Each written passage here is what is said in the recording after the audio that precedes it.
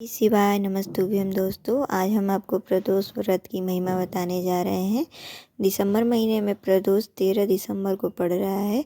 तो जो शुक्ल प्रदोष का व्रत का महत्व, भगवान भोलेनाथ देव के देव महादेव हैं, महाकाल हैं, त्रिकालदर्शी हैं, भगवान शिव को समर्पित इस तिथि का व्रत करने से सभी कष्टों का अंत होता है और आरोग्य की प्राप्ति होती है।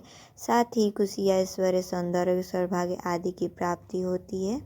माह में आने वाला प्रदोष भगवान शिव की कृपा पाने का सबसे बड़ा दिन होता है। शुक्रवार को पड़ने वाला प्रदोष को शुक्रवार प्रदोष व्रत कहते हैं। इस दिन किए जाने वाले प्रदोष व्रत से सुख, समृद्धि और सौभाग्य का वरदान मिलता है। प्रदोष व्रत की पूजा शाम के समय प्रदोष काल में ही की जाती है। यह प्रदोष सूर्यास्त से लगभग 1 घंटे का समय होता है, जो प्रदोष काल कहलाता है। धार्मिक ग्रंथों के अनुसार प्रदोष व्रत करने से भगवान शिव की पूर्ण कृपा प्राप्त की जा सकती है। इससे जीवन में किसी भी प्रकार का अभाव नहीं रह जाता है।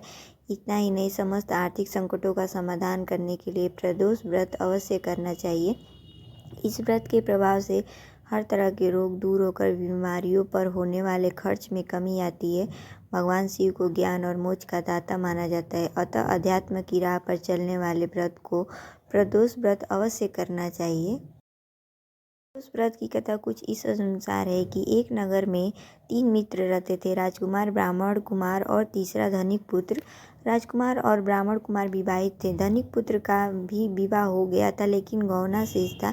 एक दिन तीनों इसमें स्त्रियों की चर्चा कर रहे थे। ब्राह्मण कुमार ने स्त्रियों की प्रशंसा करते हुए कहा, नारीहीन घर भूतों का डेरा होता है। धनिक पुत्र ने यह सुना तो तुरंत ही उसने अपनी पत्नी को लाने का निश्चय कर लिया। तब धनिक पुत्र के माता पिता ने समझाया कि अभी शुक्र देवता डूबे हुए हैं, ऐसे में बहू बेटियों को उनके घर से विदा करवाना या लाना शुभ नहीं माना जाता। लेकिन धनिक पुत्र ने एक नहीं सुनी और ससुराल पहुंच गया। ससुराल में भी उसे मनाने की कोशिश की गई, लेकिन वह जिद पर अड़ा रहा और कन्या के माता पिता ने उसकी विदाई करनी पड़ी। विदाई के बाद पति पत्नी शहर से निकले थे कि बैलगाड़ी का पहिया निकल गया और बैल की टांग टूट गई। दोनों को चोट लगी, लेकिन फिर भी वे चलते रहे। कुछ दूर जाने पर उनका पाला डाकुओं से पड़ा, जो उनका धन लूट कर ले गए। दोनों घर पहुँचे। वहाँ धनिक पुत्र को सांप ने डस लिया। उसके पिता ने वैद्य को बुलवाया तो वैद्य ने बताया कि वे 3 दिन में मर जाएगा। जब ब्राह्मण कुमार को यह खबर मिली तो वे धनिक पुत्र के घर पहुंचा और उसके माता पिता को शुक्र प्रदोष का व्रत करने की सलाह दी और कहा कि इसे पत्नी सहित वापस ससुराल भेज दे। धनिक ने ब्राह्मण कुमार की बात मानी और ससुराल पहुंच गया, जहां उसकी हालत ठीक हो गई। यानी शुक्र प्रदोष के महात्म्य के सभी घोर कष्ट दूर हो गए। इस दिन कथा सुनने अथवा सुनाए तथा कथा समाप्ति के बाद हवन सामग्री मिलाकर 11 या 21 या 108 बार ओम ह्रीं क्लीं नमः शिवाय स्वाहा मंत्र की आहुति दे। उसके बाद शिव जी की आरती तथा प्रसाद वितरित करें। उसके बाद भोजन करें। कहा जाता है कि शुक्रवार को प्रदोष व्रत सौभाग्य और दाम्पत्य जीवन में सुख समृद्धि से भर देता है।